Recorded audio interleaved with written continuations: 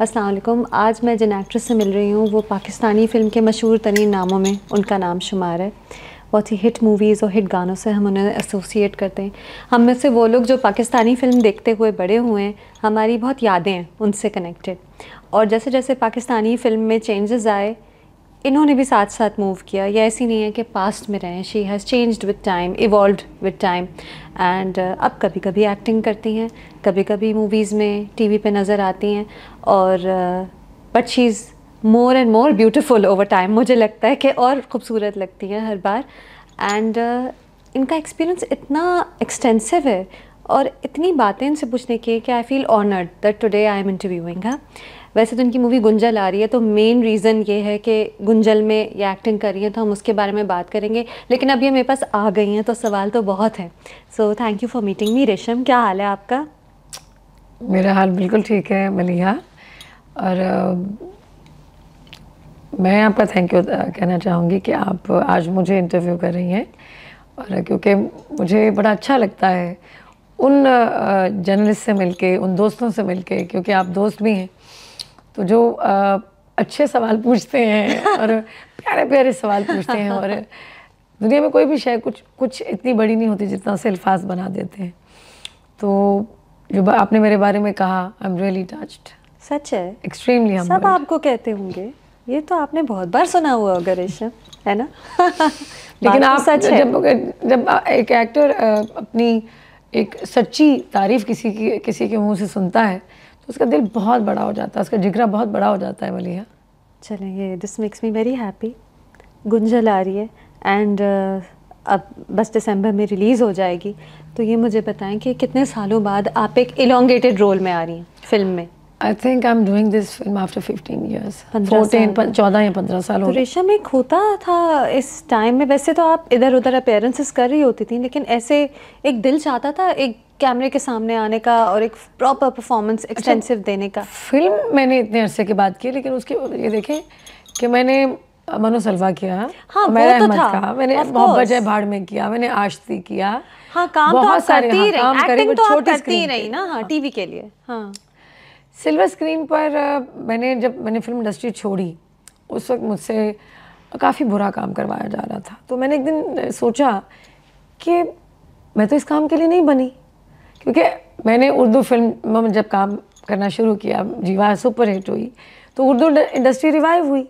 Then जब कुछ एक दो फिल्में सुपर हिट हो गई पंजाबी की, तो फिर से पंजाबी इंडस्ट्री रिवाइव होगी। और मेरे जैसी एक स्किनी सी लड़की जो कि बिल्कुल फ्लैट बॉडी, एक लीन सी बॉडी तो थी, तो मैं स्मॉल साइज, तो वो फिर से पंजाबी इंडस्ट्री जब रिवाइव हो तो मुझे पैडेड, वो घाघरे और हर चीज़ पैडेड पहननी पड़ी टू लुक मतलब थोड़ा बड़ा हैवी, टू लुक हैवी। हाँ, आपने सही राइट वर्ड यूज़ किया। तो मैंने उस चीज़ को बड़ा मैनेज किया। लेकिन आप कुछ चीज़ों को किस हद तक मैनेज कर सकते हैं, देयर इज़ अ पॉइंट जब आप चीज़ों को मैनेज कर सकते हैं। फिर आपकी वो जो होती है ना वो चीज़, उससे जब आप बाहर हो जाते हैं तो आप कहते हैं कि नहीं, अब मेरा जो सब्र का पैमाना है वो मज़ा नहीं आ रहा था। तो देन मैंने इंडस्ट्री छोड़ दी। ये बड़ा ब्रेव मूव था, जाहिर है। मेरी बहन ने मुझे कहा कि तुम्हारा दिल नहीं कर रहा तो छोड़ दो, अगर तुम्हें अच्छा काम नहीं मिल रहा है। तो उसको अच्छा काम हो ही नहीं रहा था, मिलने का तो बनता ही नहीं था, क्योंकि मैं जब आई तो अच्छा काम मिल रहा था। हाँ, फिर डाउनफॉल आया ना। डाउनफॉल आया। एक फिल्म ऐसी थी बनी, वो सुपर हिट थी पंजाबी की, सैयद नूर साहब की, लेकिन उसके बाद सारी पंजाबी फिल्में बनी और बहुत बुरा काम। तो मैंने कहा कि नहीं, मैं इस काम के लिए नहीं बनी। देन मैंने क्या किया, दोबारा से मैंने छोटी स्क्रीन, क्योंकि मैंने स्टार्ट अपना करियर छोटी स्क्रीन से किया। की तरफ आ गई फिर। तो मैंने हमेशा ये बात कही है अपने इंटरव्यूज़ में, मैं आज भी वही बात कहूँगी कि काम छोटा बड़ा, मतलब स्क्रीन छोटी बड़ी नहीं होती है, काम छोटा बड़ा होता है। मैंने बहुत सारा छोटा काम लोगों को बड़ी स्क्रीन पे भी करते देखा है, और मैंने बहुत बड़ा काम लोगों को छोटी स्क्रीन पे पहले भी कहा हुआ है, मुझसे भी कहा हुआ एक बार। कहा हुआ तो बात ये कि वो मुझे इंतज़ार था, और मैं इंतज़ार में बैठी तो एक दिन मुझे शुएब सुल्तान साहब की कॉल आई कि रेशम एक फ़िल्म बना रहा हूँ। तो मैंने कहा, मैंने ऑलरेडी उनके साथ मतलब आई वर्कड विद देम। एक छोटी फिल्म थी, शॉर्ट फिल्म थी सी प्राइम की, तो मैंने उनके साथ लॉन्ग डिस्टेंस में काम किया था। तो बहुत मज़ा आया शोएब भाई के साथ काम करके। तो फिर उन्होंने कहा एक फ़िल्म आ रही है। अच्छा, इस फिल्म के दौरान, इससे पहले ऑफ़र करने से पहले मैंने एक सीरियल देख रही थी और उस वक्त I was in a lot of pain. मैं एक अंदर एक पेन और एक जंग अपने अंदर लड़ रही थी।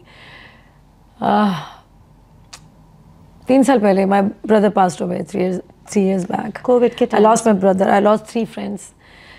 तो मुझे ना बड़ा एक मुझे उस वक्त समझ लें कि एक पागलपन के जैसे इंसान क्रेजी नहीं हो जाता मुझसे, वो चीज़ें मैं उसको हैंडल नहीं कर पा रही थी कि ये लोग चले गए मेरी ज़िंदगी से, मेरे दोस्त चले गए, मेरा भाई चला गया। तो मैं ना टेलीविज़न पर जब परिज़ाद ऑन एयर था तो मैंने तब देखा नहीं। आई थिंक उसके कुछ लास्ट एपिसोड चल रहे थे और मेरे काफ़ी फ्रेंड्स उसको फॉलो कर रहे थे, यू नो, पाकिस्तान से बाहर। तो उन्होंने कहा, आर यू वॉचिंग परिज़ाद? तो मैंने कहा नहीं, मैंने तो नहीं देखा। ज़रूर देखो, बहुत अच्छा ड्रामा है।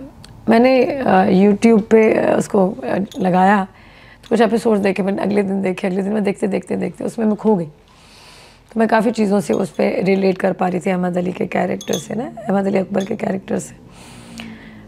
हालांकि वो बड़ा वर्सेटाइल एक्टर है, उसमें थ्रू मतलब उसने बड़ी वेरिएशन दी उस कैरेक्टर में। अच्छा, जब मैंने वो अहमद अली अकबर का शुरू का काम देखा परिज़ाद में, तो उसमें वो कैरेक्टर और है, फिर वो ग्रेजुअली चेंज होता है और वो एक पॉइंट पे आके वो एक गरीब गली मोहल्ले का लड़का एक बहुत अमीर हो जाता है और वो नुमान इजाज़ सब कुछ उसको दे जाता है अपना।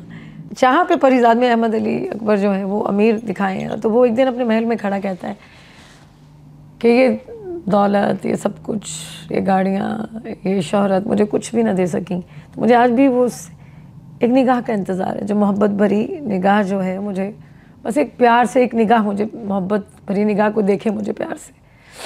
तो मैं ना, मेरा मतलब जिस घर में मैं रहती हूँ वो बेहद खूबसूरत है और बहुत अच्छा है, और मैं हालांकि मैं वो डिज़र्व नहीं करती, मैं अल्लाह ने मुझे दिया है और मैं बहुत थैंकफुल अपने रब की। तो मुझे लगा कि जैसे चीज़ें ना खुशी नहीं देती आपको वाकई, क्योंकि मैंने मतलब जब मैंने वो घर शिफ्ट किया, बनाया अपना घर, तो मैंने आहद का फर्नीचर, उसमें जो मतलब जो मोस्ट एक्सपेंसिव फर्नीचर पाकिस्तान में मिलता है, मैं उस शोरूम पे गई, मैंने उसको सजाया, हर चीज़ की। लेकिन फिर भी एक पॉइंट आता है जहाँ पे आपको, जब आप अल्लाह से बात करते हैं, अल्लाह के आगे झुकते हैं, तो आपको फिर सुकून मिलता है। वो पीस ऑफ माइंड और पीस ऑफ हार्ट जो आपको चाहिए, आपको सिर्फ रब दे सकता है। चीज़ें तो लग्जरी, देखिए लाइफ हर कोई चाहता है, लेकिन चीज़ें खुशी नहीं देती, एक पॉइंट तक, एक हद तक देती हैं। तो वो मैं ना वो देख के रोने लग पड़ी, और रोते रोते मैंने अल्लाह से ख्वाहिश की, मैंने कहा मुझे अहमद अली अकबर के साथ ना काम करना है। ऐसे मैंने अपने आप से कहा। तो मुझे शुएब साहब ने कहा कि आप मेरी फ़िल्म करेंगी। तो मैंने कहा अच्छा, कहानी, कहते कहानी बहुत अच्छी है, कैरेक्टर बड़ा अच्छा। तो मैंने कहा और कास्ट में कौन है? मुझे थोड़ी सी ना, जब मुझे थोड़ी होती है ना कभी कभी फ़िल्म की कोई बात करें तो थोड़ी क्यूरियोसिटी होती है, जिसमें कौन होगा, मेरे ऑपोजिट कौन है। मैंने एक ही सांस में सारे सवाल पूछ लिए उनसे। तो उन्होंने कहा कि आपके ऑपोजिट अहमद अली अकबर है। तो मैंने कहा कहानी बाद में सुनाइएगा, पहले आप बताएं कि आपने उनको डन कर लिया, आपने साइन कर लिया है? तो उन्होंने कहा कि हाँ, मैंने एडवांस दे दिया उससे। तो मैंने कहा फिर मैं ये फ़िल्म कर रही हूँ। उन्होंने कहा आपका सारा काम जो है ना वो अहमद अली अकबर के साथ है। तो खैर उससे पहले, मैं शूटिंग से पहले अहमद अली अकबर को प्रीमियर पे मिल चुकी थी।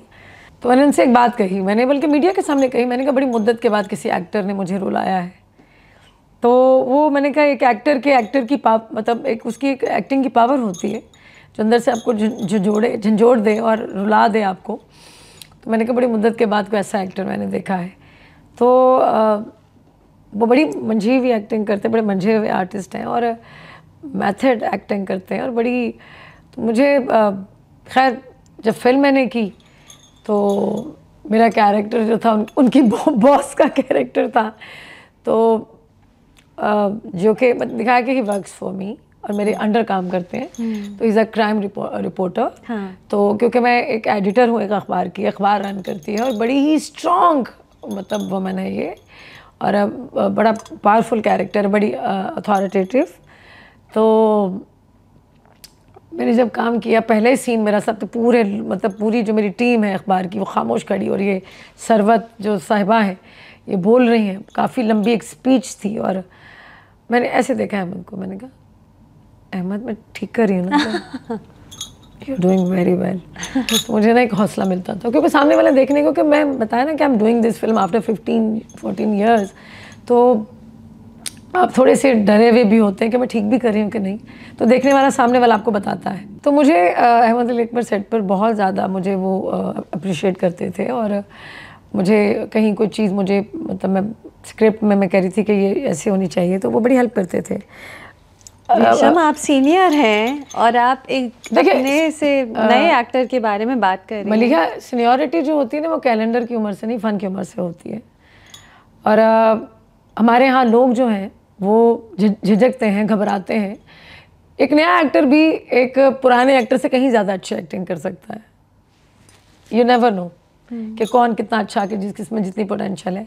तो एक इस लिए ठीक है, वो मेरे लिए नया है, लेकिन उसने बहुत अच्छा काम किया। तो मैंने उसका काम देखी, मैंने ख्वाहिश की कि मैंने इसके साथ काम करना है, और वो मेरी ख्वाहिश पूरी हुई। तो बात यह है कि जिसमें जो क्वालिटीज़ हों वो मेरे ख्याल में वो हमें सबके साथ शेयर करनी चाहिए, वो बतानी चाहिए लोगों को कि रेशम भी किसी की फ़ैन हो सकती है। तो लेकिन जब मेरा आप काम देखेंगी तो आपको मेरा काम जो है वो वाकई वो जो उसकी बॉस है, और वो सरबत जो है ये सच और हक की बात लोगों तक पहुंचाना चाहती है। इसका मकसद भी यही है इस कैरेक्टर का। तो जो कि ये शबाज़ जो है, शबाज़ भट्टी जो अहमद कर रहे हैं इस फिल्म में गुंजल में, तो वो क्राइम रिपोर्टर है और मैं इनकी हर जगह हेल्प करती हूँ सच को तलाश करने में, सच तक पहुँचने के लिए। तो हम दोनों की जो एक केमिस्ट्री है स्क्रीन पे वो लोगों को बहुत अच्छी लगेगी, क्योंकि हम दोनों ने बहुत बहुत बहुत बहुत ज़्यादा मेहनत की है। तो इसलिए देखें ना कि मैं इतने सालों के बाद फिल्म, तो मुझे मतलब I was offered many characters, many films, लेकिन none inspired me as an actress. अच्छा, तो हाँ, ये बात सच है।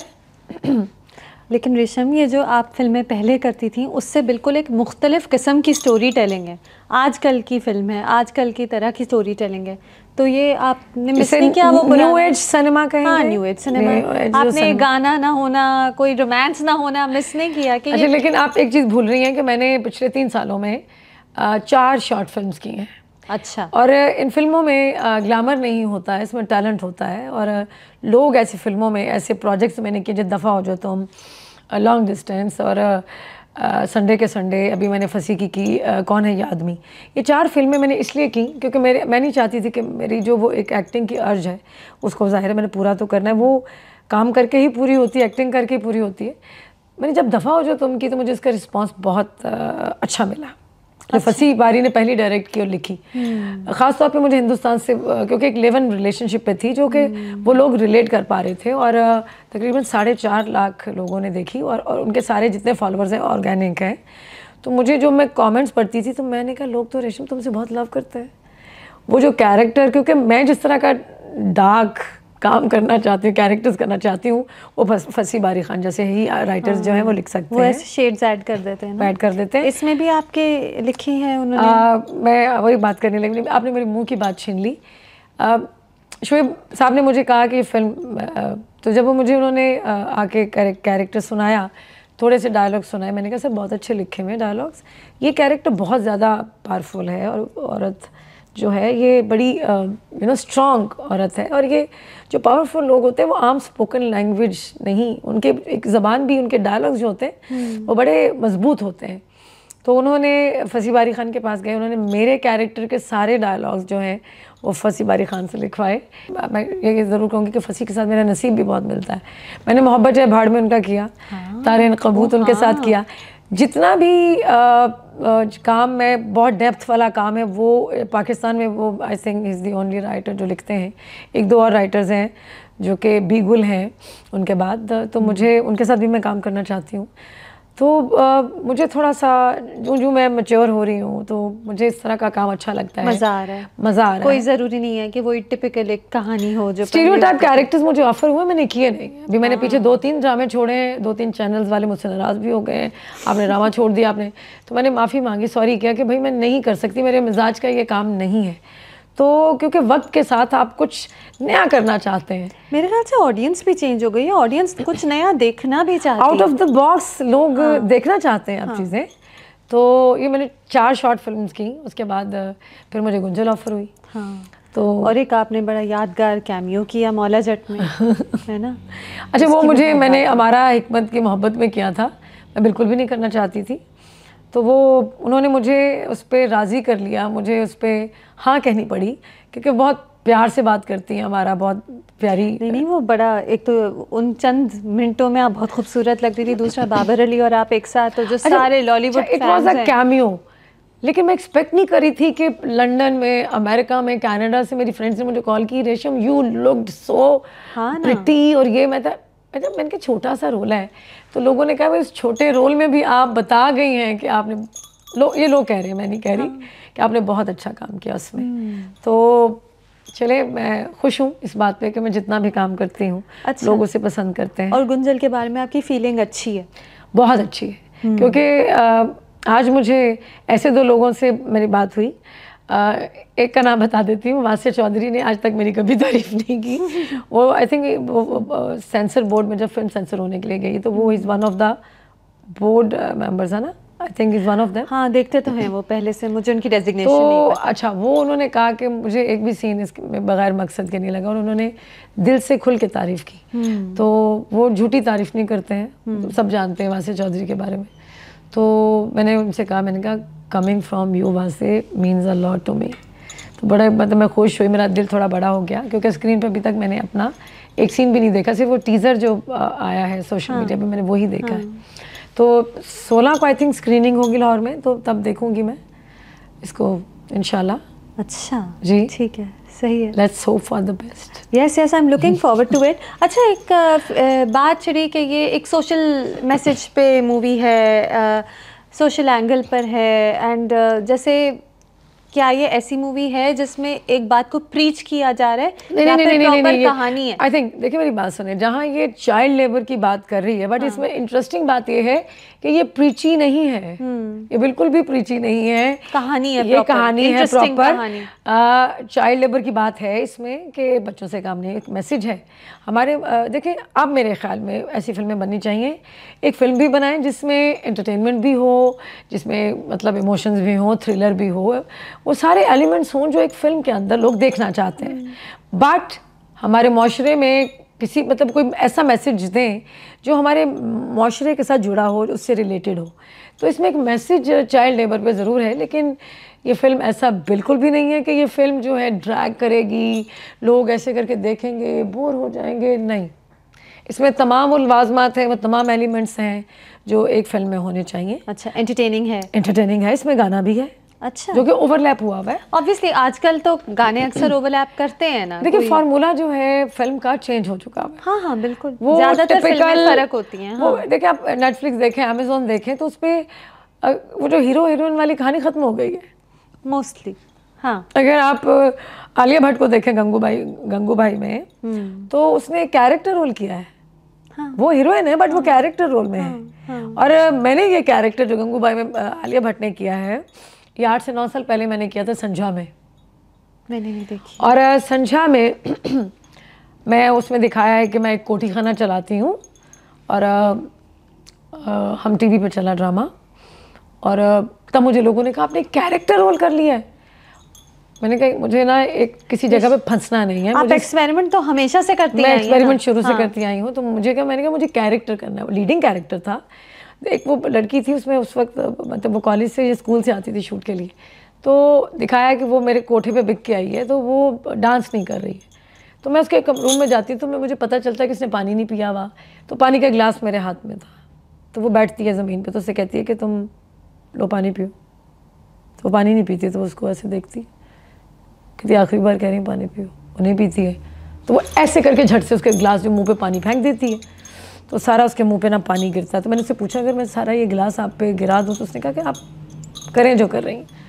सेम सीन गंगूबाई में उसने किया, आलिया भट्ट ने। हाँ रेशम, खुदा की कसम किया है। और मैंने जब गंगूबाई देखी मुझे बड़ी अच्छी लगी, तो मैंने कहा यार ये सीन मैं कर चुकी हूँ संझा में। तो उस वक्त मैंने जब लोगों से कहा, फिर मैंने उन्हीं लोगों को दोबारा फ़ोन किया, मैंने कहा आप लोग मना कर रहे थे, और ये आज वो आलिया मतलब Alia is too young for this character जो गंगूबाई में किया, बट उसने किया और उसने बहुत अच्छा किया। फिल्म इंडस्ट्री आज और पहले क्या अब ज़्यादा प्रोफेशनलिज्म है? अब क्या ज़्यादा बजट्स हैं, ज़्यादा टेक्नोलॉजी है? टेक्नोलॉजी ज़्यादा है। अब टेक्निकली फ़िल्म जो है, देखे मैंने ये मेरी पहली फ़िल्म है गुंजल, मेरी पहली फ़िल्म है जिसमें मैंने डबिंग नहीं की। और आप मेरी आवाज़ सुनेंगे, आपको उस आवाज़ में एक खनक मिलेगी, एक पावर मिलेगी जो मेरी कैरेक्टर में है। डबिंग ने की मतलब? हम हर फिल्म की पहले डबिंग करते थे जी, जो कि अलग से पूरी एक्टिंग हाँ, दोबारा से करनी पड़ती थी। हाँ, अगर कोई एक्सप्रेशन कहीं रह गया है तो आपके पास मार्जिन होता था कि आप डबिंग के ज़रिए उसको बेहतर कर सकते हैं। तो गुंजल में उन्होंने जो साउंड वाले लोग हायर किए थे, साउंड की टीम जो हायर की थी वो बहुत प्रोफेशनल थी और इस पर बहुत ज़्यादा काम हुआ है साउंड पे। वो ऑन द सेट हमने जो बोला है वो तो रियलिस्टिक हो गया ना, रियलिस्टिक हो गया। और मुझे अपनी आवाज़ इसमें बहुत अच्छी लग रही है जो मैं देख रही हूँ। तो टेक्निकली बड़ी स्ट्रांग हो गई फिल्म ये वाली। और जो कि पहले पिक्चर हमारी क्लियर नज़र नहीं आती थी, कैमराज अच्छे नहीं होते थे। अब तो जो कैमराज गोरे यूज़ कर रहे हैं, जो हमारे हमसाय मुल्क में जो इक्विपमेंट यूज़ हो रहा है वो सब है पाकिस्तान में। क्या पैशनेट इतने ही होते थे लोग तब भी? मुझे लोगों का नहीं पता, लेकिन मुझे अपना पता है। मेरा आज भी मैं जिस कैरेक्टर को करती हूँ मैं इतना उसको लेके पैशनेट हो जाती हूँ। मैं कहती हूँ जिस दिन मेरा पैशन ख़त्म हो गया तो मैं काम नहीं करूँगी। अच्छा, फिर एक और तरह से पूछती हूँ, क्या इतनी ही एक्साइटमेंट होती थी फिल्म बनाते हुए टीम की, पूरी टीम की? देखिए, एक एक्साइटमेंट होती है, आप एक मूवी बना रहे, आप एक कहानी सुना रहे। जब एक इंडस्ट्री डाउनफॉल की तरफ जाती है तो शायद वो ज़्यादा मनी के बारे में सोचने लगते हैं। हमारी फिल्म इंडस्ट्री में उर्दू में भी रोज देखा मैंने, जब मैंने उर्दू में काम किया, फिर पंजाबी पे भी आया, फिर बुरा काम होना शुरू हो गया। किसी ने ये नहीं सोचा कि हम बुरा काम करते करते करते ये पंजाबी फिल्में हमें पैसे तो दे रही हैं, तो इसका एंड क्या होगा? इसका एंड बुरा हुआ कि लोग फैमिली को लाना छोड़ गए। लोगों ने फैमिली के साथ वो बैठ के ऑब्सीन वो वर्ड्स और वो सीन्स वो देखने बंद कर दिए। क्योंकि जब मैंने काम किया दुपट्टा जल रहा है, बहुत सारी फैमिलीज अपनी पूरी फैमिली आती थी फिल्म देखने के लिए। बस एक इश्तिहार आता था अखबार में कि ये फिल्म आई है। तो उस वक्त तो सोशल मीडिया का दौर नहीं था, एक अखबार के इश्तिहार पे लोग आते थे, हाउसफुल होता था। तो अब तो इतने इश्तिहार भी होते हैं, सब कुछ होता है, प्रमोशंस होती हैं, लोग इंटरेक्ट करते हैं, इंटरेक्शन होती है आवाम के साथ, इंटरव्यूज़ होते हैं। तो उसके बावजूद भी जो फिल्म चलनी होती वही चलती है, बाकी फिल्में तो फिर। अच्छा रेशम, क्या यंग एक्टर्स सीनियर एक्टर्स से रिस्पेक्टफुल होते सेट पर जनरली? आपका क्या एक्सपीरियंस रहा है? अच्छा, मैंने जितने भी लोगों के साथ काम किया है, शायद मुझे इज्जत करवानी आती है, लेकिन लोग करते हैं। लोग करते हैं। देखिए, बदतमीज़ी कोई आपसे तब करेगा जब आप भी कुछ थोड़ी सी बदतमीज़ी करेंगे। तो मैं अपने काम से काम रखती हूँ, मैं बहुत फ्रेंडली हूँ। मैं सेट पे ऐसा माहौल क्रिएट करती हूँ कि अगले बंदे को कभी फील ना हो कि वो रेशम के साथ काम कर रहा है। रेशम एक बस एक ह्यूमन बीइंग है, बस एक इंसान है और वो बहुत ग्राउंडेड है, बड़ी डाउन टू अर्थ है।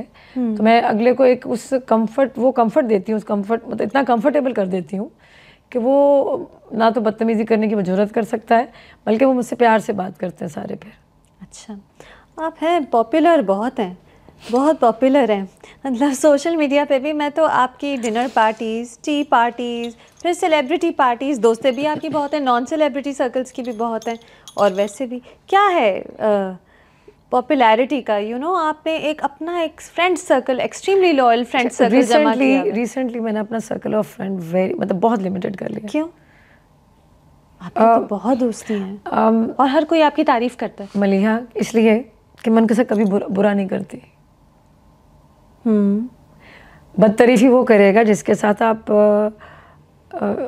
बुरा करेंगे, जिनको मिसयूज़ करेंगे। मैंने दोस्तियों को कभी इस्तेमाल नहीं किया, मैंने कभी उनसे कोई फ़ायदा नहीं उठाया, मैंने हमेशा उनकी खैर मांगी है। और मुझे लगता है कि दोस्त कम होने चाहिए। ये आपने कॉन्शियसली अपने फ्रेंड्स कम किए? रिसेंटली मैंने कम किए हैं। हर बंदा दोस्त नहीं होता आपका। आपके कुछ लोग सिर्फ एक बात बताऊं, कुछ लोग मैंने देखा है कि वो सिर्फ तस्वीर खिंचवाने के लिए आते हैं आपके टू बी सीन के लिए वो आते हैं, और उसके बाद वो उनको फिर आपको पता चलता है कि वो आपकी बैक पे आपके लिए बुरे अल्फाज कहते हैं, कुछ बातें कहते हैं जो कि जिसका किसी बात से कोई ताल्लुक वास्ता नहीं होता। शायद उनकी नेचर ऐसी होती है। तो मुझे ये चीज़ें बॉदर नहीं करती। तो मैं अपना सर्कल ऑफ फ्रेंड्स मैंने बहुत लिमिटेड कर लिया है, जिसकी वजह से मैं अब मेरे ख्याल में ज़्यादा सुकून में हूँ, पीस में हूँ। पता है, लोग दोस्ती कहते ज़रूर हैं, हम आपके दोस्त हैं, होते नहीं हैं, बनते नहीं। ये आपके बुरे एक्सपीरियंसेस हुए हैं कि आपने वैसे ही लाइफ में ऑब्जर्व किया?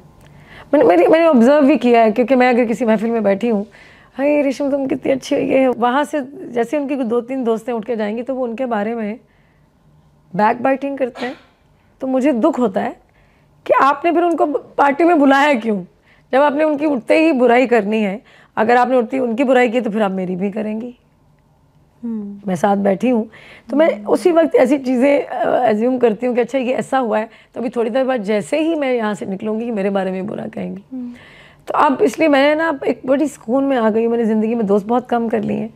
मेरे दोस्त पाकिस्तान में बहुत कम है, बाहर ज़्यादा है। अच्छा, मेरी सहेलियाँ। अच्छा, मुझे तो लगता है लाहौर में हर वक्त आपके घर एक दावत हो नहीं, वो सुने मेरे जो फ्रेटर्निटी के लोग हैं वो कराची से कोई भी आए, मेरा घर खुला है उनके लिए, मेरी जान हाजिर है। किसी को खाना खाना है, जिसने गप्पे मारनी, किसी ने चाय पियाना, वो तो 1 मिनट, मतलब I am just a phone call away, वो तो they can come over any time.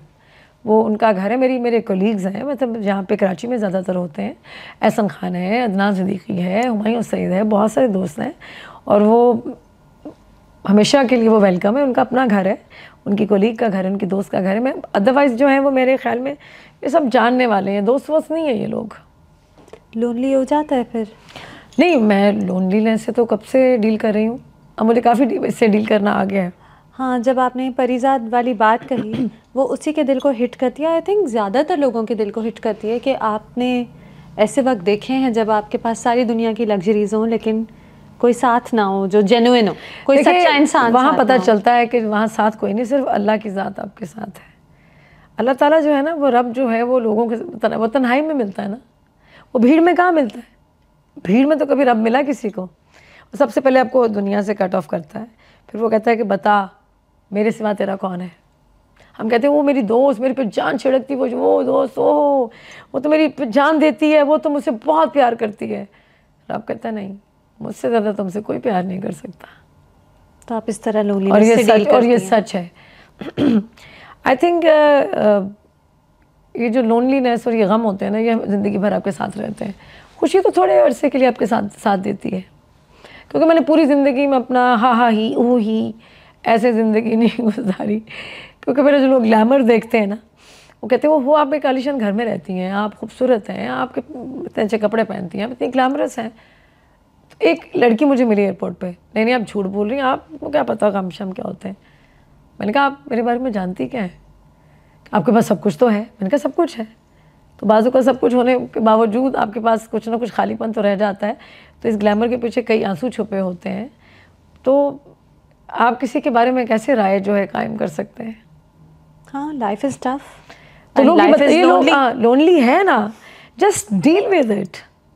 अच्छा, आप अपने आप को यानी डिप्रेस नहीं होने देती ना? You deal with it with दुआ, with the right people, family से आप बहुत क्लोज है। देखिए, आप पे जब ये चीज़ आती है ना, तो आप इससे मैं किचन में चली जाती हूँ कुकिंग करने में, घर वालों के लिए खाना बनाती हूँ, मैं बच्चों से खेलती हूँ, और उसके बाद मैं अच्छा म्यूज़िक सुनती हूँ, मैं टीवी देखती हूँ, और फिर मैं अपने अल्लाह से बातें करती हूँ। फिर जब मैं बहुत ज़्यादा लोनली फील करूँ तो मुझे होता है कि अब मेरा टाइम हो गया लंगर बनाने का। तो फिर मैं लंगर बना के तकसीम करती हूँ। तो जो मुझे खुशी मिलती है वो सब करके, तो मुझे पता है मुझे अपनी खुशी कैसे मिलनी।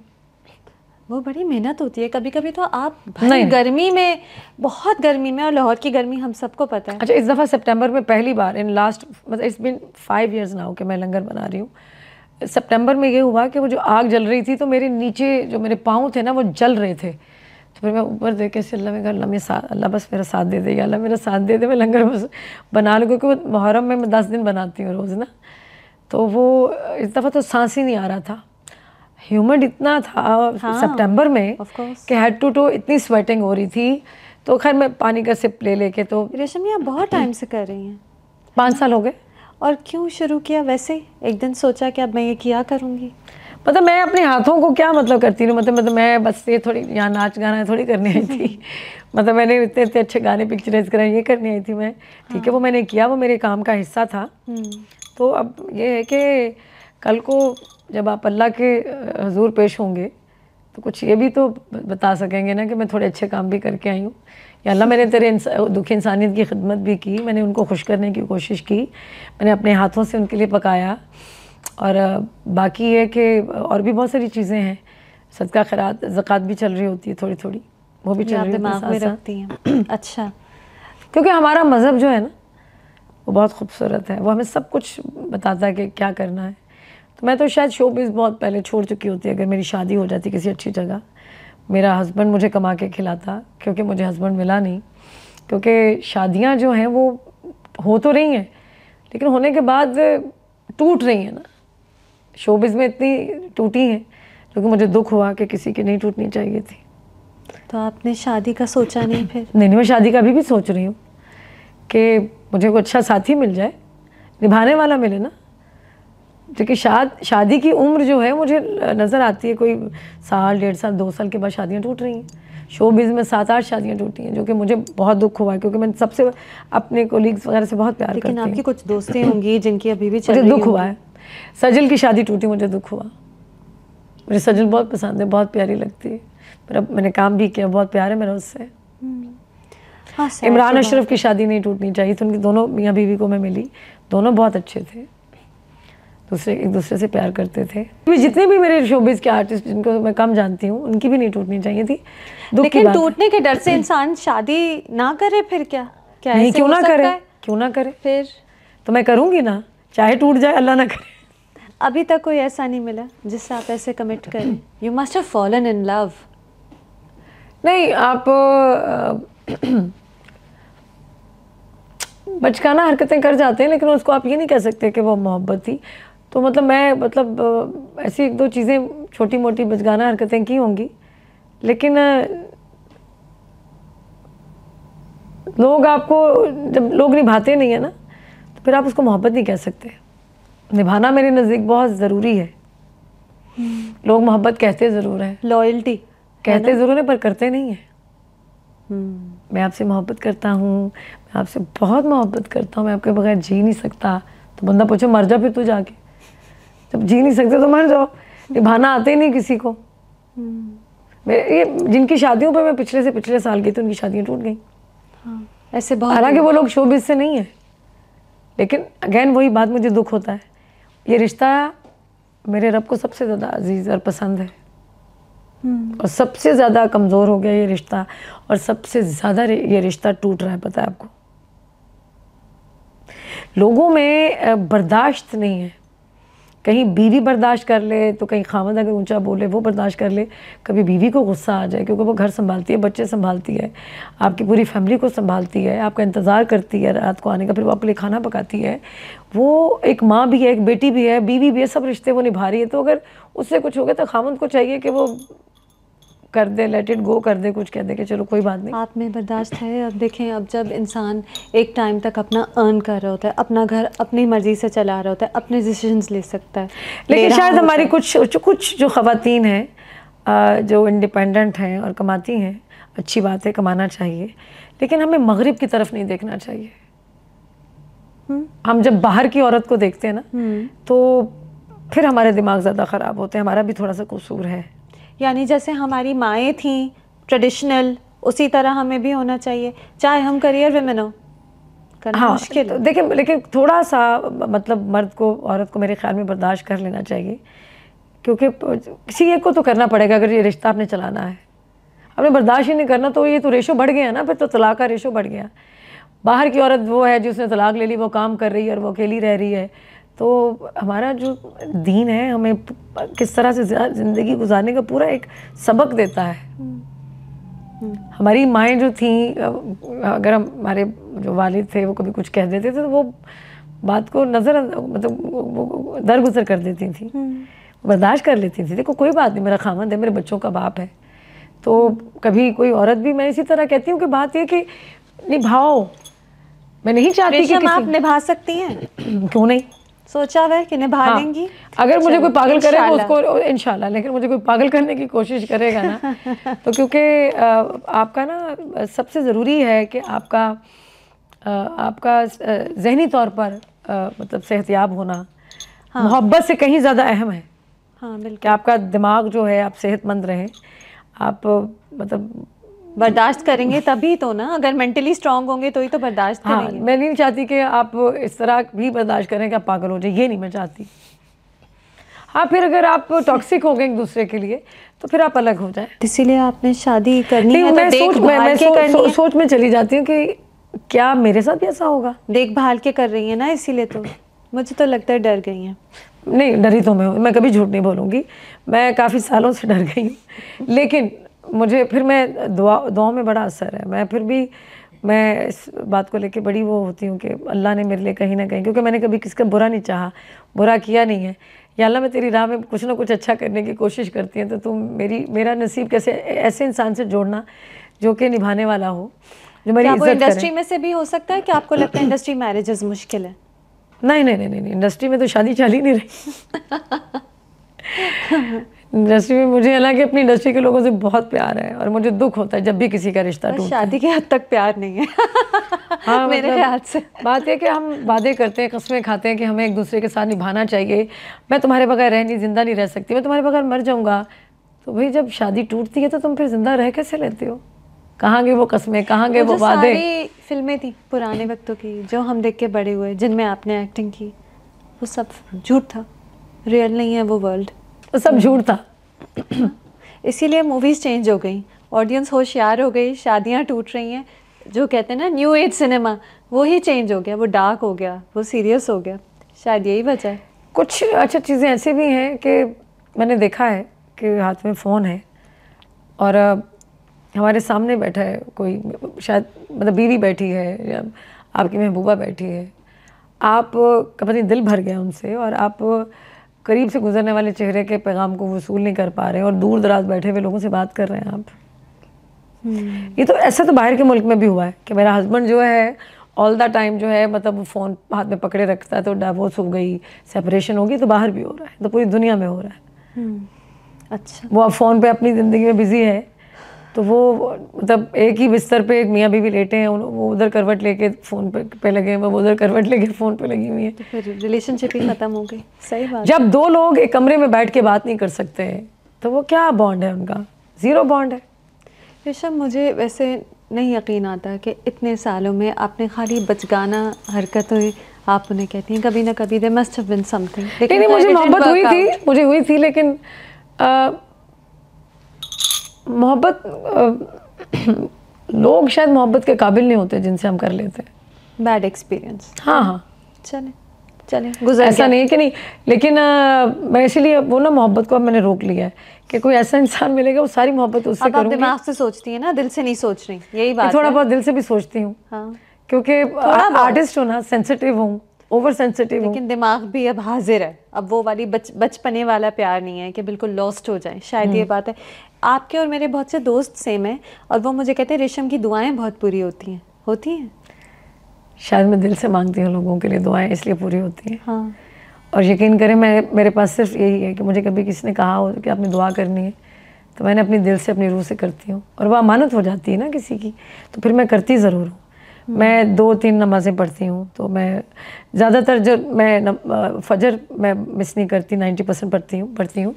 तो मैं ज़्यादातर दुआएं जो हैं फजर पढ़ने के बाद लोगों के लिए मांगती हूँ। जैसे मुझे आप कह देंगे या कोई और कह देगा, तो वो फिर मैं अल्लाह के हुज़ूर मैं कह दूँगी मैं बहुत गुनहगार हूँ, अल्लाह पाक जी, मेरी इस दोस्त ने मुझे दुआ करने के लिए कहा था, मैं उसके लिए दुआ मांगती हूँ, आप इसे पूरा कर दीजिएगा, तो अल्लाह मेरी इज़्ज़त रख लेता है। अच्छा, वाह रेशम, बहुत टाइम तक इंडस्ट्री से कॉन्सेप्ट्स एसोसिएटेड थे, ये इंडस्ट्री ख़राब जगह है, यहाँ की औरतें ख़राब हैं, यहाँ के मर्द बुरे कैरेक्टर के हैं। आपको लगता है वो कॉन्सेप्ट अब चेंज हुआ है कुछ आपके इर्द गिर्द? आपको लगता है कि लोग थोड़ी आर्टिस्ट की इज्जत और करने लगे, थोड़ा समझने लगे उनकी बातों को? क्या अभी भी वही कॉन्सेप्ट? नहीं, कॉन्सेप्ट बदल गया है। अब तो बहुत ज़्यादा रिस्पेक्टेबल फैमिली से लोग काम कर रहे हैं। क्या पहले इतनी रिस्पेक्टेबल फैमिली से नहीं होते थे? नहीं, पहले भी होते थे, लेकिन उनको रिस्पेक्ट उस तरह से दी नहीं जाती। वो कह रहे थे ये तो शोबिज़ की, ये तो ड्रामों में आती है, तो ड्रामों में आती है, पता नहीं थोड़ी सी ख़राब हो गई हैं। हाँ, पहले तो वो ये था। अब वो कहते हैं कि सबसे ज़्यादा जो रिस्पेक्टेबल चीज़ है वो तो ये शोबिज़ के लोग हैं। खैर, ये भी नहीं कहते रेशम, क्या हो गया, अब इतनी अच्छी नहीं है वाम आपकी बात सुने, बड़ी अच्छी फैमिलियों की लड़कियां आ रही हैं। वो तो सही है रेशम। मैं सोच रही थी आपसे पूछूं कि क्या पहले वाकई जब पाकिस्तानी इंडस्ट्री का डाउनफॉल होता फिल्म का, तो टेढ़े काम, गलत हरकतें, साइड अजीब करियर्स बहुत चलते थे क्या, जो नाम खराब हुआ फिल्म इंडस्ट्री का? अच्छा, दूसरे गलत कामों की वजह से फिल्म के अलावा क्या ये वाकई बहुत ज़्यादा बढ़ गया था जिस वक्त फिल्म डाउन जा रही थी? नहीं, फिल्म इंडस्ट्री देखें तबाह हुई है, ये उसको पंजाबी फिल्में जब रिवाइव हुई हैं, बुरे कंटेंट से, बुरे कंटेंट से और बुरे गानों से।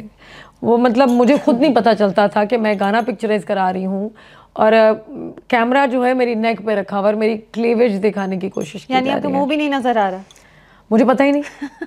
तो ये बात पता क्या है, उससे इंडस्ट्री जो थी ना, फिर उस इंडस्ट्री में सवाल आ गया। तो उसका इससे कोई ताल्लुक नहीं था कि शायद कुछ बुरे लोग गलत सलत काम कर रहे थे? नहीं, बुरा काम नहीं हो रहा था, कुछ भी ऐसा नहीं था, ये झूठ है। जब फिल्म इंडस्ट्री में सबसे ज़्यादा बुरा काम हो रहा था जब मैंने फिल्म इंडस्ट्री छोड़ी, आज से 15 साल पहले। हाँ, मेरे छोड़ने की रीज़न ये थी। हाँ, तो मैंने कहा तुमने टेलीविजन से काम शुरू किया था, अपना करियर शुरू किया था रेशम, तो जाके टीवी पे वापस काम करो। हाँ, और वही ना, मैंने जो आपसे शुरू में सवाल पूछा कि फिल्म पे वापस आना, आपको ये ज़रूरी नहीं लगता कि आप फिल्म में काम करें, you just want to do good work, है ना? काम छोटा बड़ा नहीं होता, स्क्रीन छोटी बड़ी नहीं होती।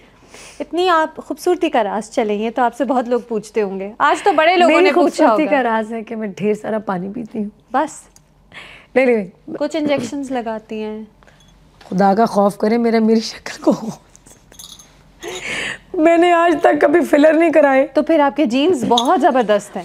सुन ले, ये देखिए मेरे माथे पे बाल आ रहे हैं ना आपको। हाँ, they give you character. Actors के माथों पे बाल आने चाहिए। तो बात यह है कि अभी मेरे ख्याल में मेरे चेहरे को उन चीज़ों की ज़रूरत नहीं पड़ी, तो जब पड़ेगी तो मैं करा लूँगी, बट मिनिमल कराऊंगी। शायद आपको ना ज़रूरत पड़े। शायद हो सकता है। हाँ। तो लेकिन जहाँ मैंने देखा है लोग अच्छा दिखना चाहते हैं, घरेलू औरतें, कई लोग ऐसी भी हैं कि वो अपने सोने के कंगन बेच के अपने चेहरे को, कि हमारा चेहरा जो है थोड़ा परफेक्ट दिखे, वो कराती हैं। तो सिर्फ अपनी शादी को बचाने के लिए, अपने खामन को खुश करने के लिए।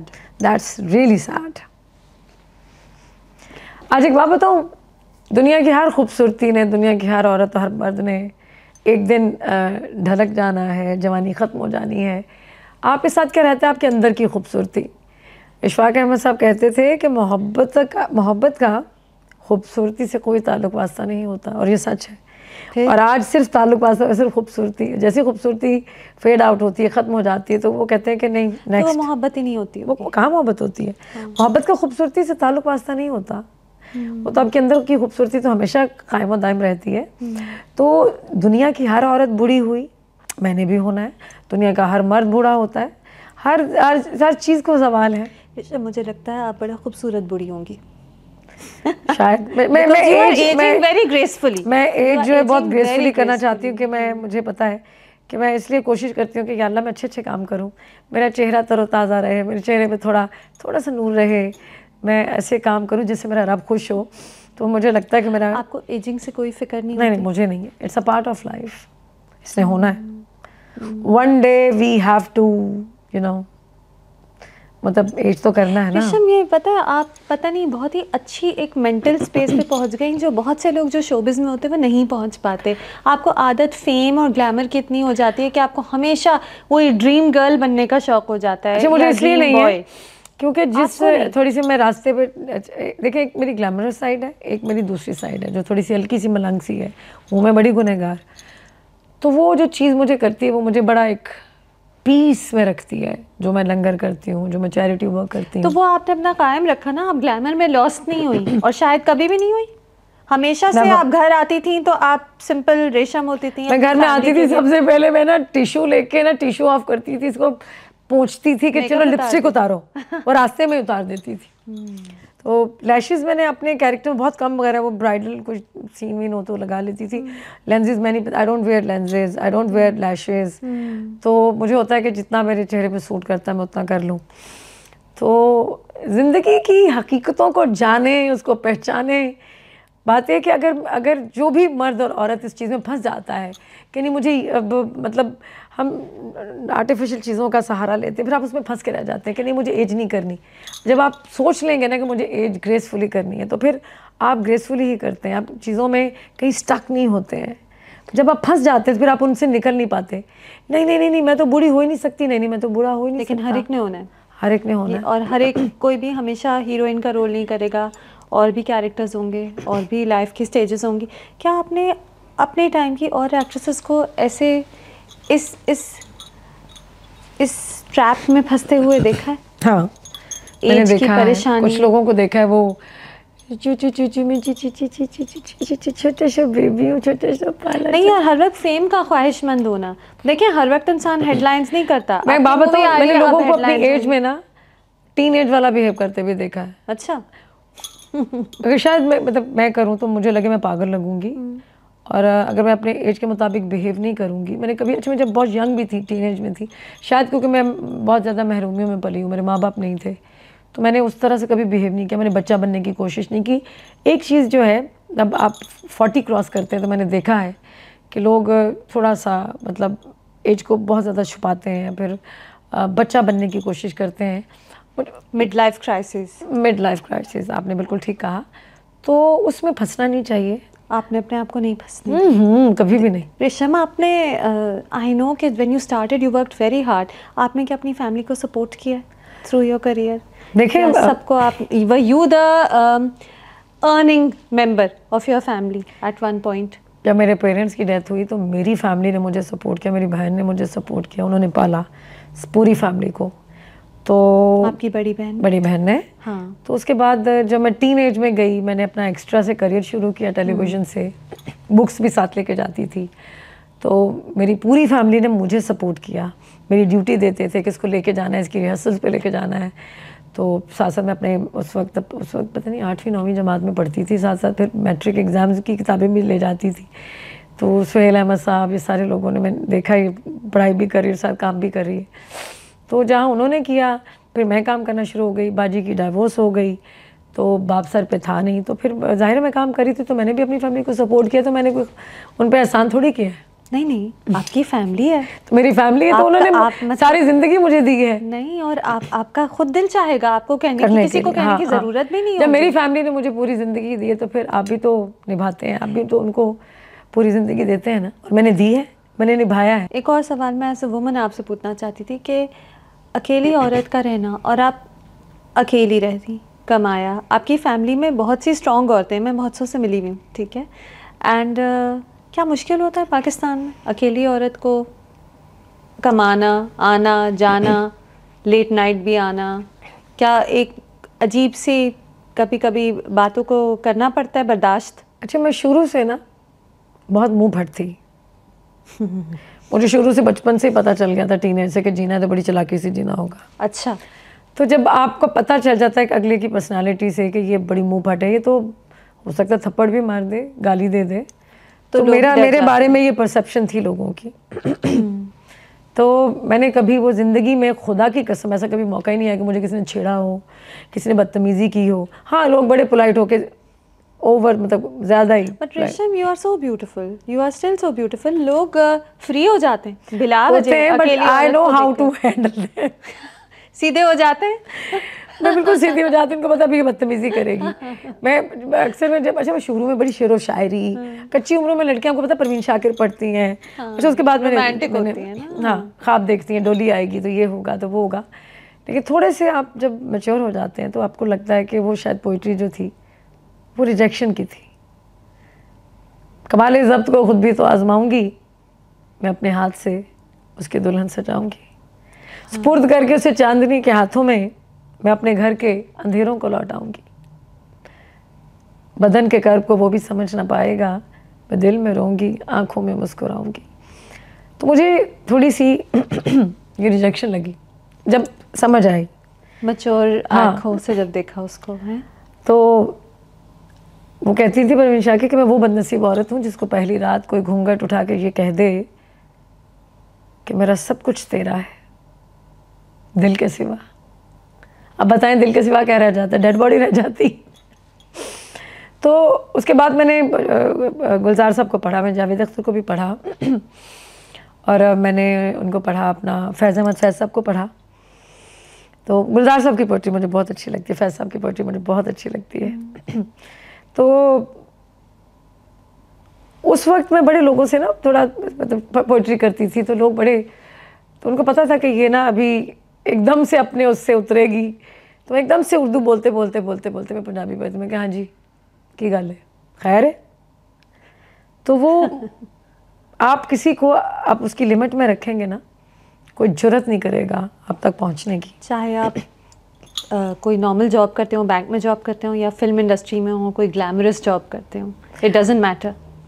बिल्कुल, लेकिन औरत को अगले को हैंडल करना आना चाहिए, उसको शट अप कॉल देनी आनी चाहिए। अगर कोई बंदा आपसे बदतमीज़ी करे, आपके खामखा फ्री होने की कोशिश करे, आपके करीब आने की कोशिश करे। आज की औरत बड़ी मजबूत है और मुझे खुशी होती है जब मैं औरत को स्ट्रॉन्ग देखती हूँ, उसको मजबूत देखती हूँ। आप भी हैं, आप भी। लेकिन आपको पता है कि जो स्ट्रॉन्ग लोग होते हैं, मजबूत लोग होते हैं, जब ये टूटते हैं, जब ये बिखरते हैं तो बहुत बुरा बिखरते हैं। लेकिन आप अपने आप को बिखरने नहीं देती ना? नहीं नहीं, ऐसा भी नहीं है कि मैं कोई पहाड़ थोड़ी हूँ। हम बिखरते हैं, फिर मुश्किल होता है, सबसे मुश्किल काम होता है अपनी ज़ात को, बिखरी हुई ज़ात को समेटना। तो उसमें सिर्फ मदद अल्लाह की होती है। रेशम, इतना इमोशनल होना मेरे ख्याल से आपकी एक्टिंग को 4 चांद लगाता होगा। आप हर चीज़ फील बहुत करती हैं। नहीं, देखिए, इमोशंस आपके तभी आते हैं, आपके नज़र आते हैं। आपके काम में दर्द और तकलीफ़ तभी आती है जब आप इससे गुजरते हैं। मैंने सारी ज़िंदगी लोगों को यहाँ काम करते देखा। कुछ आर्टिस्ट ऐसे भी हैं, मैं नाम नहीं लूँगी, जिनमें ज़ीरो डेप्थ है जिनके काम में। उनको पता ही नहीं डेप्थ होती क्या है, उनको पता ही नहीं इमोशनल होना होता क्या। कभी वो दर्द से गुजरे ही नहीं। वो ज़िंदगी उनकी सारी बहुत अच्छी चीज़ गुजरी। दर्द जब मिलेगा तो पता चलेगा ना, स्क्रीन पे दर्द काम में नज़र आएगा। ये तो जिन लोगों के हिस्से में दर्द आता है तो वो फिर इससे गुजरते हैं तो वो नज़र आता है काम में। कुछ लोगों के हिस्से में ये गम और तकलीफ़ें आती ही नहीं। चलें, good for them, good for them. चले, काम बुरा करते हैं लेकिन ज़िंदगी तो अच्छी गुजारें। कोई दर्द ही नहीं एक्सपीरियंस किया तो। नहीं, दर्द का होना ज़िंदगी में बड़ा ज़रूरी है। अच्छा, हाँ, आप तभी आप मतलब किसी के दर्द को फील कर सकेंगे। कुछ मतलब शायद मैं उस तरह से आपको बता नहीं पा रही जिस तरह से मैं बताना चाहती हूँ। खुशी जो है बड़ी कम आपकी ज़िंदगी में आपका साथ देती है। खुशी बड़ी कम, ज़्यादा तो गम ही होते हैं आपकी ज़िंदगी में। मैं हकीकत बयान कर रही हूँ और सच बोल रही हूँ। ये दूर तक साथ जाते हैं।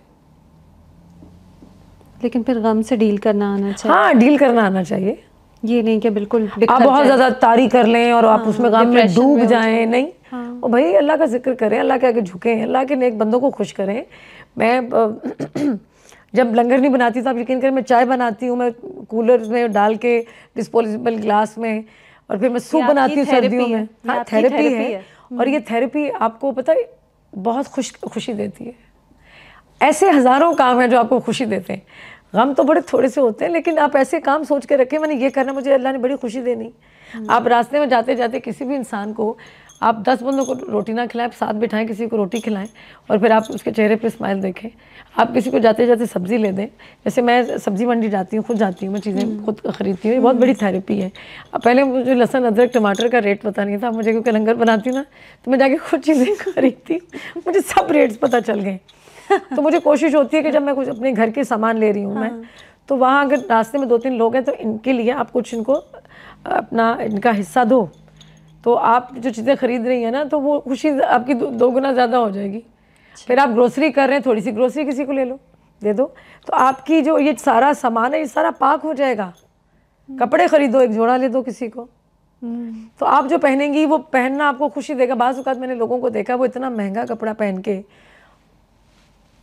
नाखुश, वो किसी ट्रांस में जाते, वो खुशी नहीं होती, उनको खुशी नहीं मिलती, क्योंकि चीज़ों से नहीं मिलती। बात ये है कि आप ये जो खुद के लिए कर रहे हैं ना, थोड़ा सा किसी के लिए करके देखें तो आपकी खुशी तो बहुत ज़्यादा हो जाएगी।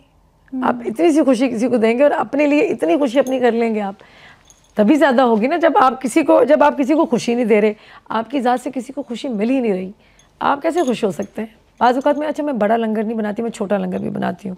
जैसे मैं 100 बंदे का सूप बना के, तो मैं 100 बंदे का, तो मैं मेरे घर, मैं आई लिव इन कैंट, मैं गिरजा चौक में चली जाती हूँ अपनी गाड़ी में वो रख के डिस्पोजेबल ग्लासेस, तो मैं सर्दियों में, हाँ, एक पेट्रोल पंप है उसके बाहर, अब यकीन करें 20 मिनट में ख़त्म हो जाता है। अब सर्दी में आप किसी के लिए वो गर्मा गर्म सूप या चाय किसी को रास्ते पे बाइक पे जाते हुए कोई पी ले, 100 बंदे को पिलाया, कोई एक बंदा भी मुझे बताएं दुआ नहीं देगा, किसी एक की भी दुआ नहीं लगेगी।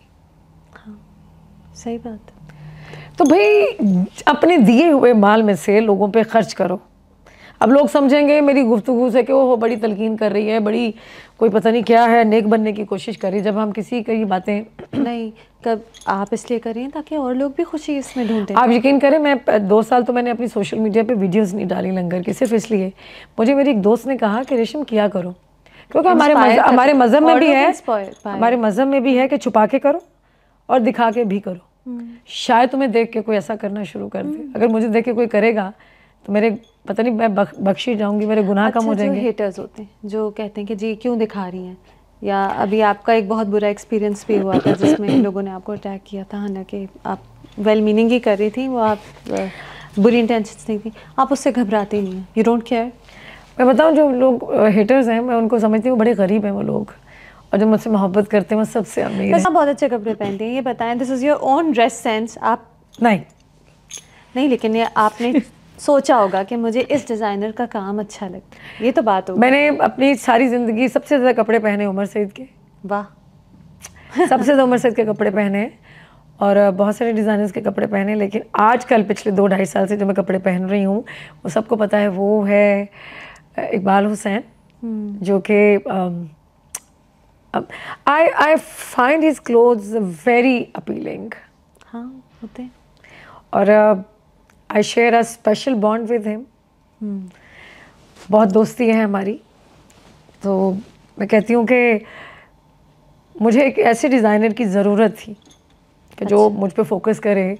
मतलब मैं साड़ी पहनूँ तो मतलब लगूँ कि रेशम के लिए साड़ी बनी है, अगर कुछ फ्यूजन बनाए तो मतलब डिफरेंट लगूँ, जो मुझ पे फोकस करे, मतलब मेरे लिए कुछ ऐसी चीज़ें बनाए। तो आई थिंक इकबाल हुसैन एक वो वाहिद डिज़ाइनर है जो कि जिसे पता होता है कि रेशम ये पहनेगी तो बहुत अच्छी लगेगी। तो he understands your style, he understands your body, है ना, वो आपके उसके हाथों में मैं कहती हूँ जादूगर है एक, पता है। हाँ। तो मुझे बहुत प्यार करता है, वो दोस्त भी है, मेरा भाई भी है, और हमारा, मैंने बताया ना, हमारा बॉन्ड जो है वो बड़ा स्ट्रॉन्ग है, एक दूसरे से बहुत दोस्ती है हमारी। तो मुझे बहुत सारे लोग जब कॉल्स करते हैं अमेरिका से, यूके से, तो एक बार क्या हुआ, मैंने कहा इकबाल तुमने ना मेरे कपड़े बनाने हैं, मैं अवार्ड्स के लिए आ रही हूँ। नहीं मैंने आपके अभी लास्ट अवार्ड्स में बनाए थे, तो वो अब इस अवार्ड में ये ना हो कि, मैं कहा कुछ नहीं होगा, मुझे पुराने कपड़े दे दो। तो उसने रिफ्यूज़ कर दिया।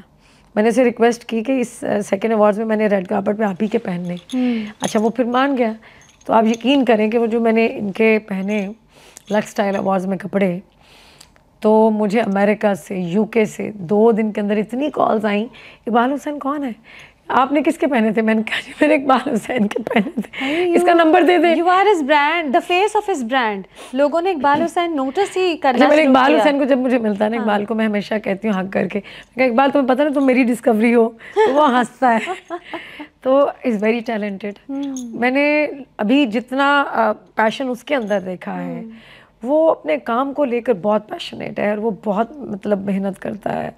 मतलब देखिए, सब अच्छे कपड़े बना रहे हैं, लेकिन इकबाल हुसैन की बात ही कुछ और है तो। और आप जब पहनती हैं तो बहुत अच्छे कैरी करती हैं।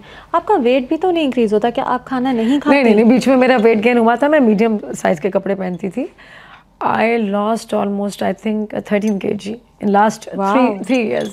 अच्छा, ये आपने बट ग्रेजुअली डाइटिंग की? नहीं, मैंने इंटरमिटेंट फास्टिंग की, और कोविड में शुरू किया था, और अभी तक मेरी it's been I think 3.5 years मेरी इंटरमिटेंट फास्टिंग ही चल रही है। उसको आदत मैं उठती हूँ, पानी पीती हूँ, उसके बाद मैं 2 कप चाय पीती हूँ, फिर मुझे बाय द टाइम जो मैंने लास्ट मील लिया उसके बाद जो मैं अपना ब्रेकफास्ट करती हूँ, तो मुझे 16, 17, 18 आवर्स हो जाते हैं। अच्छा, सही है, तो आपका गैप हो जाता है। मैं फराज मनान के कपड़े भी बहुत मोहब्बत से पहनती हूँ। हाँ, तो वो कितने खूबसूरत होते हैं। उमर सईद, इकबाल हुसैन, फराज मनान, सारे जो खास डिजाइनर्स, हीरे हैं ना, जो हीरे हैं। हाँ।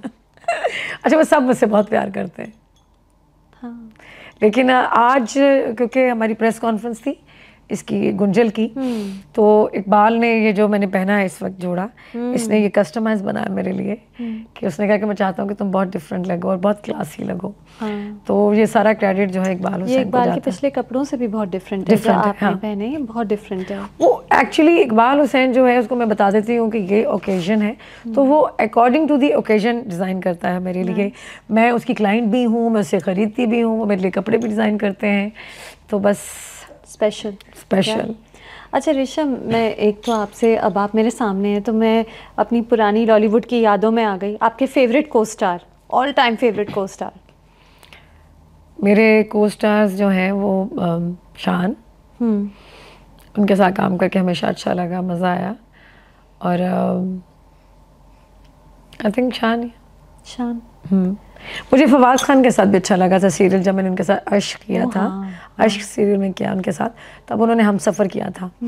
तो मेरे मतलब फेवरेट हैं और उनके साथ बहुत अच्छा लगा। और मतलब बड़ा मैं समझ रही थी कि पता नहीं वो कहीं अनकंफर्टेबल फील ना करूं, लेकिन उन्होंने मुझे बहुत मतलब कंफर्टेबल किया अपने साथ। और बड़े वो मतलब डाउन टू अर्थ, और बड़ा मज़ा आया उनके साथ काम करके। सरमद ने डायरेक्ट किया था। तो आई थिंक शान एंड फवाद खान।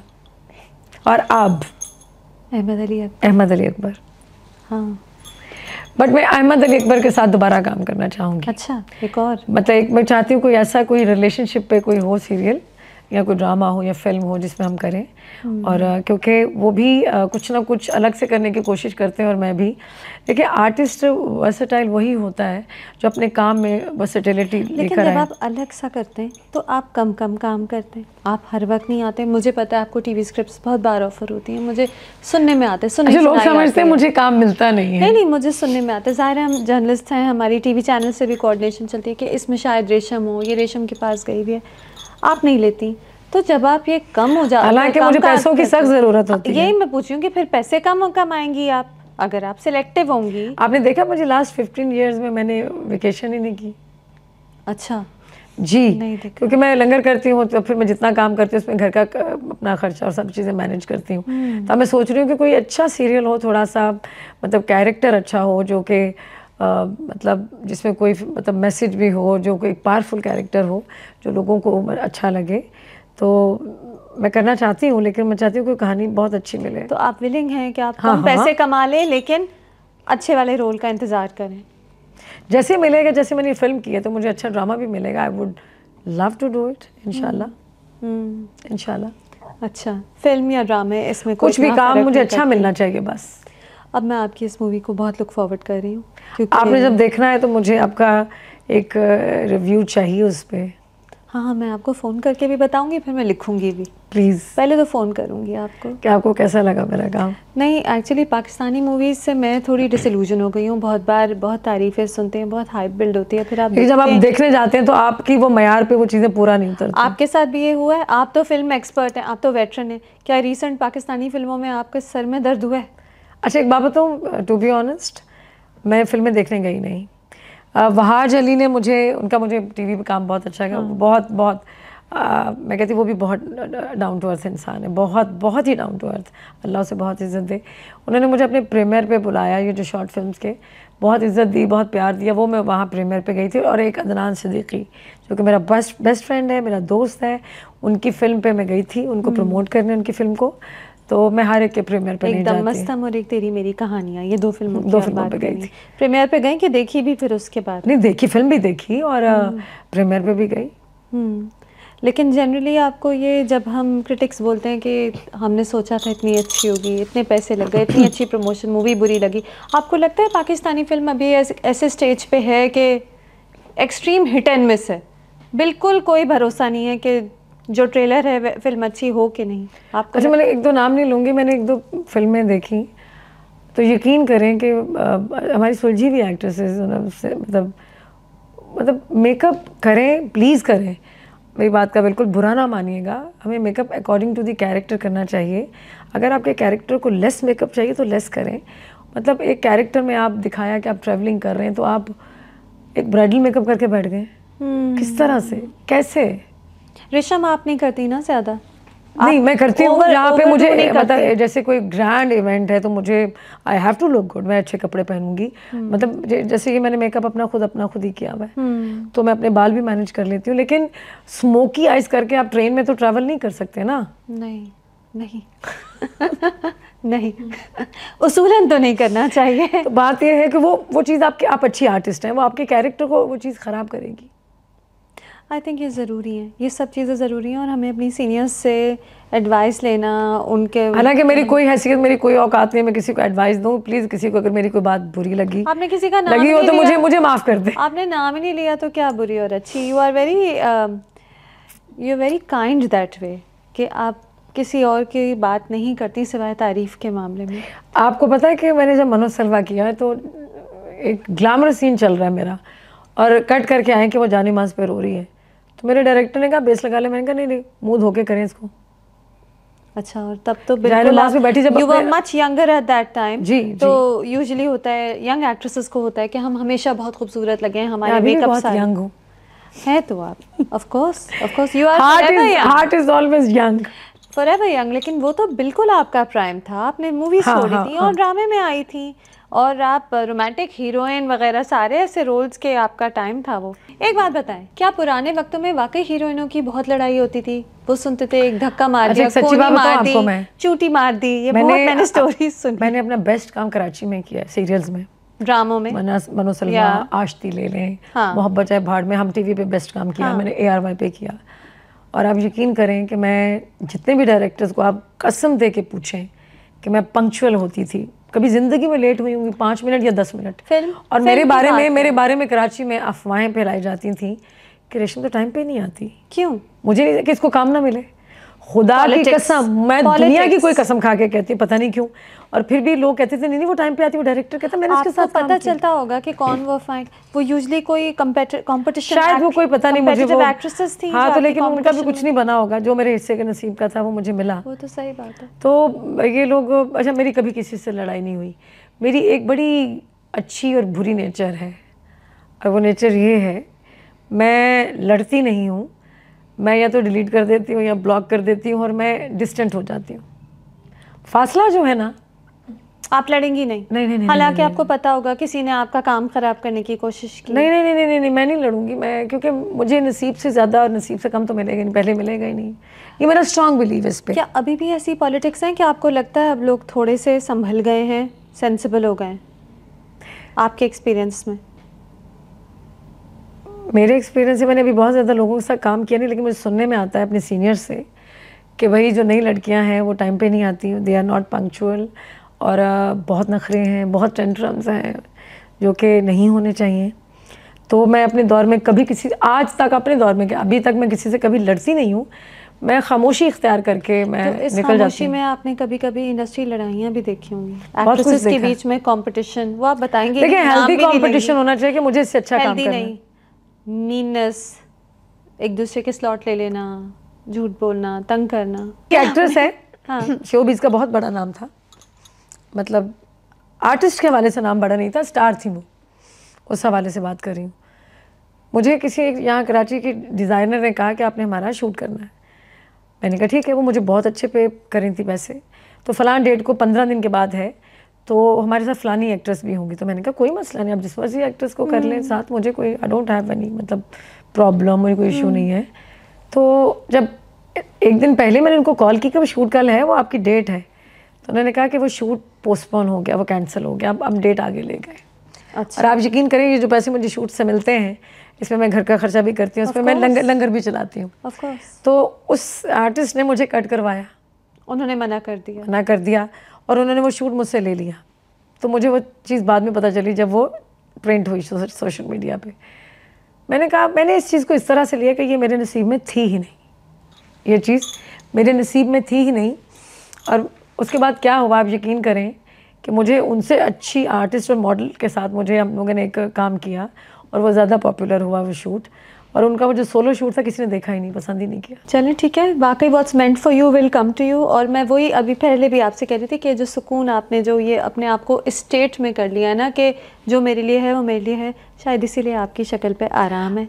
और आपको मेरी आप ना जो भाग दौड़ करते हैं ना चीज़ों को छीनने की, शायद आप करियर की इनिशियल स्टेज पे तो थोड़ी बहुत ज़रूर करते हैं, लेकिन जो आप मैच्योर हो जाते हैं तो आपको सब समझ आती है ना कि जो नसीब में आपके लिखा है। सबको तो नहीं समझ आती, वो उनका अपना एक ईमान है अपने रब पे।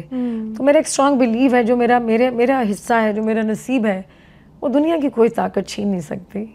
जब अल्लाह ने देना है और जब लोगों ने छीना तो जब अल्लाह देता है तो लोग छीनते हैं, जब लोग छीनते हैं तो फिर अल्लाह मतलब देता है। तो मैं इस चीज़ पे मेरा स्ट्रॉन्ग बिलीव है कि जो अगर मेरे नसीब में रब की तरफ से है ना, वो मुझे मिल के रहेगा। अगर अल्लाह की तरफ से हारी हो तो फिर मैं कुछ नहीं कह सकती। Patience, stay the way you are, stay positive, ऐसे ही खुश रहें।